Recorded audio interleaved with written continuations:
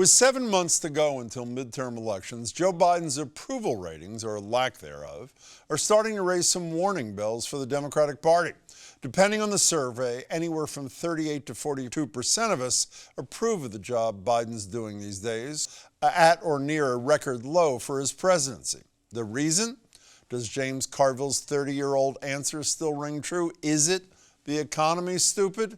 Because even with the fastest job growth in almost 4 decades, inflation and the rising costs of fuel, food, housing, and as I just said, just about everything else are understandably getting all the attention. And while some Democrats believe there's still time to turn things around, others are predicting a biblical disaster. I'm joined now by Jennifer Rubin. She's an opinion columnist for the Washington Post. Jim Puzzanghera is a reporter in the Boston Globe's Washington Bureau. Jim and Jennifer, thanks so much for your time. Nice to be here. Yeah, thanks for having me. Pleasure. Jennifer, starting with you, if the midterms were today, and I know they're not, if the midterms were today a blowout for the GOP in Congress, is that fair? It is certain that they would lose substantial votes. I think there's a real question because unfortunately we have so few competitive seats, how many could conceivably be at risk. But obviously, if the differential gets to be so big, yes, it could be dozens of seats. Could you explain, Jennifer, you mentioned the enthusiasm gap, which is gaping, if that's not repetitive, 20 point. Could you explain in favor of the Republicans? Explain what that means to people, please. Essentially is an indicator of who's going to actually show up. Republicans generally have an advantage in midterm elections. They have very reliable voters who tend to be older, white, and they show up come heck or high water.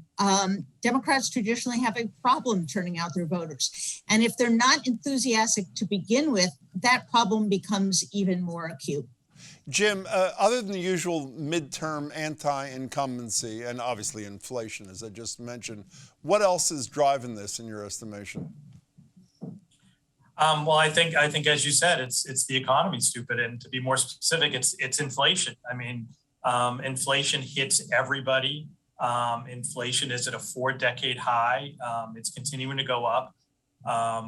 You had the war in Ukraine is exacerbating the situation, and that's hitting everybody. They see it. They see it when they go to the grocery store. They see it when they fill up their car at the gas station. Even when they don't have to fill up their car, they see the numbers going up on the gas station signs when they drive by.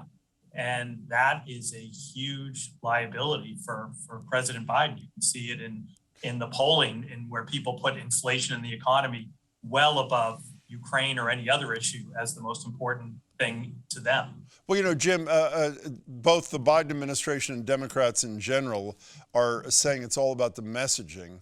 And I know, as you mentioned, it's Putin's price hike. Blame Putin for the gas hike. One, is that fair? And two, does it really matter? Yes, I think it is fair. The gas prices were starting to go down. Inflation obviously has been a problem since last spring, but things were starting to slow down. Gas prices were actually trending down until the Russian troops started amassing on the Ukraine border, and that sent prices up, and they've continued to go up. So you can blame that, and gas prices have an effect on all other kinds of products, groceries, sure, anything that has to be taken by truck. So there is truth to it, but ultimately it doesn't matter because people are going to blame the party in power for this. And inflation was a problem before the war in Ukraine. So the Democrats are in charge in Washington, and they're going to get the blame for this. You know, Jennifer, one other issue, Jim mentioned in passing the war, and the numbers for Biden on this are what I saw this weekend, 45% approval. I'd have to say, and I hope this is an objective position, if the president has handled anything masterfully, I would say it's the coalescing of our allies in an attempt to both support Ukraine without going in directly and to oppose Russia. Does he get no credit for that because people don't care about that kind of issue when the prices at home are ripping through their wallets?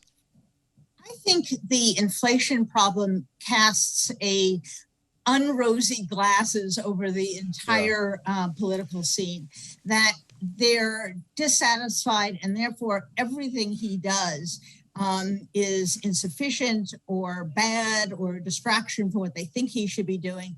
He really is in somewhat of a no-win situation. And of course, the problem is made worse by the fact that Biden really doesn't control inflation at this point. That's largely a function of the Federal Reserve. But the president cannot, as a political matter, tell voters, it's not my problem, or I can't do anything about it. And therefore, he is struggling to appear engaged, to address the problem with stunts, if you will, like releasing barrels of oil from the petroleum reserve. And so he's trying mightily to solve a problem that he really can't. And he's going to have to rely on Jerome Powell and the Fed to bring down prices without throwing us into a recession. Well, I think in fairness, though, the oil reserve thing is not a stunt. It just has, I guess it's fair to say, it has modest impact. But at the same time, it's upsetting climate activists who saw this as an opportunity to put fossil fuel in the rearview mirror. At the same time, Joe Biden's urging people to use their permits to do fracking and drilling on federal lands. Can I run by both of you a couple of things when I was preparing to see you today that in my estimation might change the dynamic? I don't know. Starting with you, Jennifer, the gutting of Roe v. Wade in June, let's say, by the Supreme Court, does that drive people to the Democrats? Yeah, I think we're headed for a culture clash of all culture classes, depending upon how far the Supreme Court goes. It's not just abortion that they are considering right now, although that is certainly a high-profile issue. They're looking at guns, they're looking at the use of race in college admissions. And across the board, there may be a very conservative Supreme Court that, from the point of view of many Americans, sets things back a number of decades, legally and practically in their lives. Does that change and that votes? Could really change. It could, and it depends upon how extreme the results are, and it depends upon how Democrats are able to present that to voters and what they say they can do about it to prevent their lives from changing. Jim, how about January 6th? The hearings are supposedly going to start in May. Let's assume they're as damning as at least they appear to be likely to be. To me, will they matter to voters, or is this another, I can shoot somebody on Fifth Avenue and no one will give a damn? Yeah, well, as you indicated, the hearings are more about Trump. And I think we've seen from midterm elections, midterms tend to be more about issues. The Democrats took the majority in 2018 because they focused on issues. So I think the January 6th hearings will reverberate in the 2024 presidential race, particularly if Trump is running.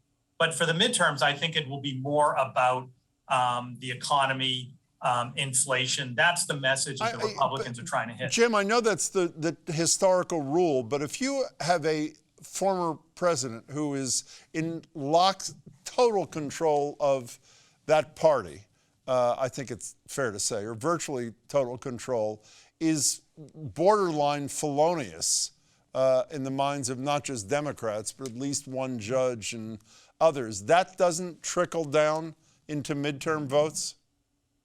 I think it could in the Senate, and that's part of the concern Mitch McConnell has raised. There are a number of very Trumpy Senate candidates in Republican primaries. And so if you had in a state like Pennsylvania or Missouri, North Carolina, where you had someone who was very, very closely aligned with Trump, I think that could spill over. But in the House races, I don't think it's going to be much of a factor unless it's someone who was particularly involved in the January 6th activities. And most of those people are not in competitive seats. And by the way, Jennifer, on the Trump front, I think it's fair to say, based on your columns, you don't think that Trump will drive people to Democrats, but may suppress Republican votes because of the rotten candidates he's endorsed in some cases. Is that a fair summary of your position? Well, again, I don't think the Trump factor is much in play in the midterms. Okay.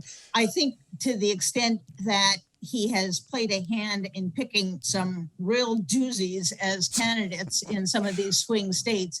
He may hobble his party, and it would be ironic if he weighs in to push certain candidates and those turn out to be the candidates that deprive Mitch McConnell once more of the Senate majority. You know, the couple of factors that I mentioned to you that I thought could have an impact on this trend away from the Democrats, the abortion decision, the January 6th hearings, they're not controlled by Biden or the Democrats. One thing that it seems to me matters a lot that Joe Biden does control, even if he says legally he may not, are student loans. Candidate Biden promised to do something about student loans, albeit at a lower level, 10 grand, than the people like Elizabeth Warren and Ayanna Pressley from Massachusetts want at 50 grand. They say he has unilateral power to change it. He says he's not sure he does. This pause, Jim, ends at the end of August. It seems to me he's signing his own political death warrant if he does nothing in terms of loan forgiveness on this front. Am I overstating things? No, I think that there is a problem with him with younger voters on that issue. And I think that's why you've seen him extending the pause without pulling the trigger. As you said, he believes that Congress needs to act, and he's trying to string this out. I wouldn't be surprised if he extends that pause again so that it's not ending right before the election.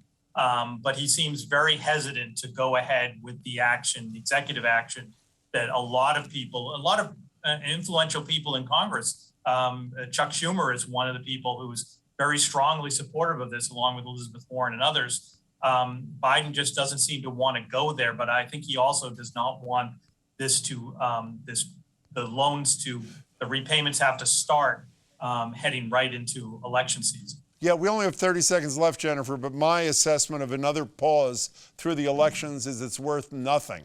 It will just remind young voters that the promised forgiveness never happened.